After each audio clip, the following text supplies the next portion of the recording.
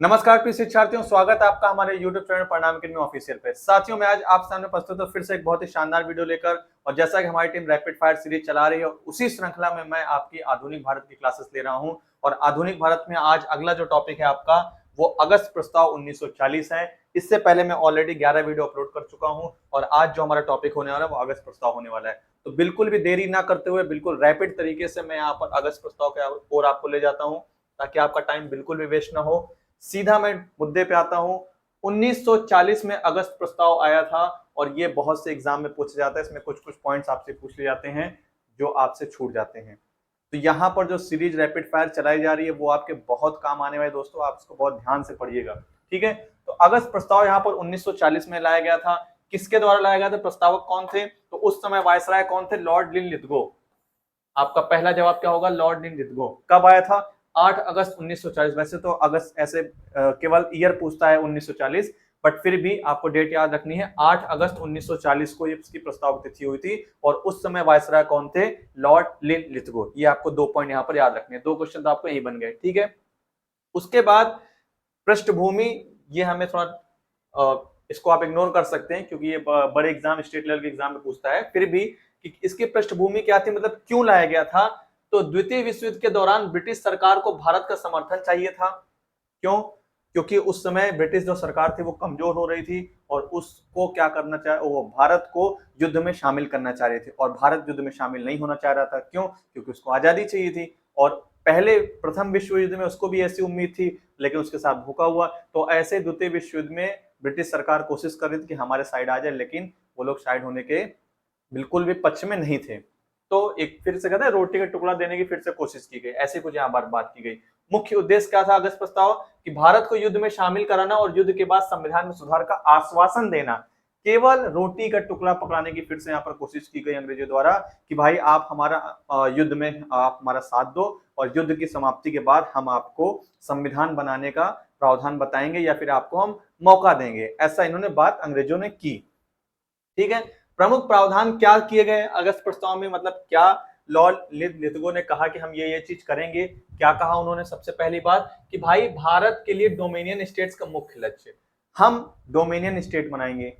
भारत को हम dominion state का लक्ष्य देंगे, डोमिनियन स्टेट का हम दर्जा देंगे। जिसके लिए भारतीय पहले से खिलाफ में थे कि हमें डोमिनियन से काम नहीं करना है, हमें पूर्ण स्वतंत्रता चाहिए।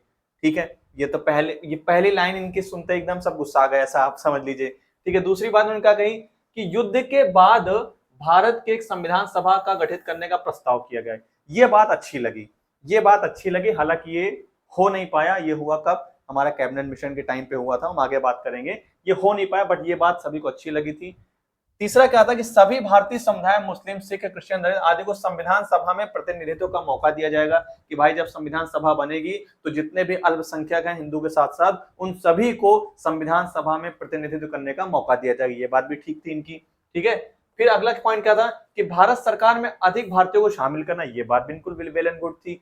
चौथा पॉइंट क्या था कि भविष्य में भारत को स्वशासन देने का वादा किया, अल्पसंख्यकों को विशेष सुरक्षा देने का आश्वासन। इसमें इनकी सब बातें सही थी, लेकिन जो सबसे पहली बात इनकी जो थी कि भारत के लिए डोमिनियन स्टेट का मुख्य लक्ष्य, ये भारतीयों को मंजूर नहीं था। यहीं से पूरी बात इनकी बिगड़ गई। ठीक है, इसी वजह से अगस्त प्रस्ताव क्या किया? स्वीकार नहीं किया गया। मुख्य बात आपकी ये है।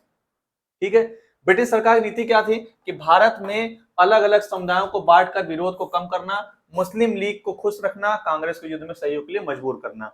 ठीक है, ये अंग्रेजों की शुरू से नीति रही है। चाहे वो आप 1919 का अधिनियम देख लीजिए, चाहे 1909 को देख लीजिए, चाहे 1935, मतलब आप कुछ भी देख लीजिए पूरे भारत के इतिहास में, मॉडर्न हिस्ट्री में, कि अंग्रेजों ने फूट डालो राज की नीति बखूबी निभाई है। ठीक है, उसके बाद भारतीय नेताओं की प्रतिक्रिया की थी, मैंने आपको बताया था कि कांग्रेस ने इसे अस्वीकार किया क्योंकि यह पूर्ण स्वतंत्रता नहीं दे रहा था। मैंने आपको बताया ना कि भारतीयों को उस समय क्या चाहिए था?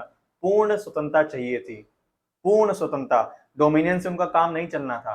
ठीक है, और भारत को युद्ध में शामिल होने के लिए मजबूर करता था। पहली बात, क्योंकि भारत भाई क्यों क्यों अपनी जान जोखिम में डालेगा? भाई जिससे लेना देना है नहीं तो क्यों युद्ध में शामिल होगा? जबरदस्ती ब्रिटिश उसको युद्ध में शामिल करना चाहता था, भारत क्यों शामिल होना चाहेगा भाई? ठीक है, और क्या था कि पाकिस्तान की मांग स्पष्ट रूप से स्वीकार न किए जाने के कारण इसे मुस्लिम लीग ने भी अस्वीकृत कर दिया। तो अगस्त प्रस्ताव, ऐसा क्वेश्चन आया है किसी एग्जाम में, मुझे याद नहीं आ पा रहा है, रिकॉल नहीं हो रहा है, कि मुस्लिम लीग ने अगस्त प्रस्ताव को स्वीकृत किया था कि नहीं किया था। तो आपका जवाब होगा कि नहीं। आप एक पॉइंट मेरी आप याद रखिएगा मुस्लिम लीग को लेकर, कि जितने भी ये अभी क्रिप्स मिशन होगा, कैबिनेट मिशन होगा, जितने भी ये XYZ जितने भी चीजें होंगी, पाकिस्तान की मांग जब तक इनकी स्वीकार नहीं की जाएगी तब तक मुस्लिम लीग उसका सपोर्ट नहीं करेगी। आप ये थोड़ा सा आप लॉजिक रखिएगा। अगर आपको मान लिया ऑप्शन आ रहे हैं उसमें नहीं आ रहा है आपको कुछ चीज, तो आप ऐसा थोड़ा सा माइंड लगा के तुक्का भी मार सकते हो, तो आपका ही सही हो जाएगा।